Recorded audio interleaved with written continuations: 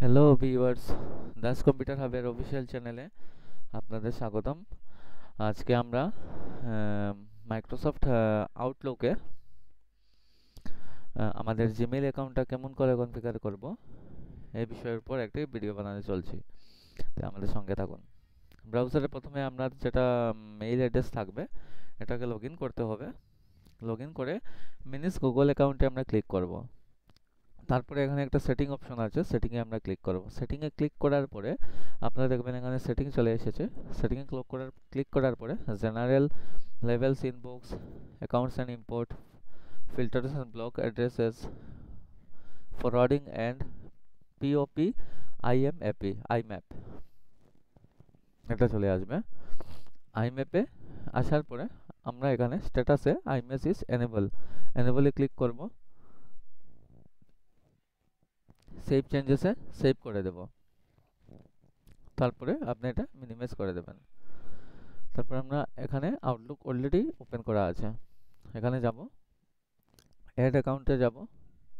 আমরা এখানে যে মেইল অ্যাড্রেসটা আছে আমার ricohas.csc@gmail.com কানেক্ট, সিম্পল কানেক্টে ক্লিক করে দেবেন আপনার মেইল অ্যাড্রেস দিয়ে।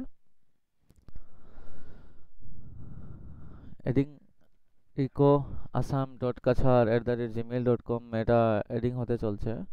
এডিং হতে অল্প সময় লাগবে। আপনার ইন্টারনেট কানেক্টিভিটিটা যদি ফার্স্ট থাকে তো অল্প তাড়াতাড়ি হয়ে যাবে। ইন্টারনেট কানেক্টিভিটিটা অল্প স্লো থাকলে স্লো থাকবে।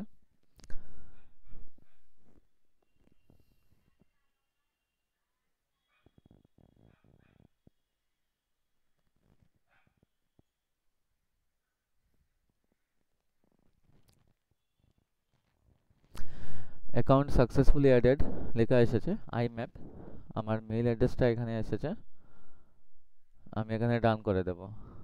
তারপরে আপনারা দেখতে পাচ্ছেন সিঙ্ক্রোনাইজিং ইনবক্স কানেক্টেড লেখা এসেছে, মানে আমার ইনবক্সটা সিঙ্ক্রোনাইজ করবে।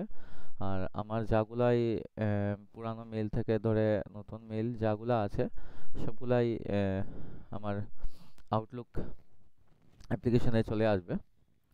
তো সিঙ্ক্রোনাইজ হতে অল্প টাইম লাগবে। আপনারা আপনার পিসির যেটা ডেটা কানেকশন আছে এটা এনেবল করে রাখবেন আর এটাকে ক্লোজ করবেন না। এটাকে ক্লোজ করে দিলে আপনার সিঙ্ক্রোনাইজ প্রসেসটা, মানে পুরানো মেইলগুলো আপনার আসবে না। এটা আপনার আমার রিসেন্ট মেইল আছে, এটা এসে গেছে, আপনারা দেখতে পাচ্ছেন। এটা আমার লাস্ট ডেটের মেইল, এটা এসে গেছে। তাহলে এই প্রসেসের মাধ্যমে আপনারা আপনাদের মাইক্রোসফট আউটলুককে কনফিগার করতে পারবেন। ভিডিও যদি ভালো লাগে তো আমাদের ইউটিউব চ্যানেলটাকে সাবস্ক্রাইব করুন এবং ভিডিওটাকে লাইক করুন। ধন্যবাদ।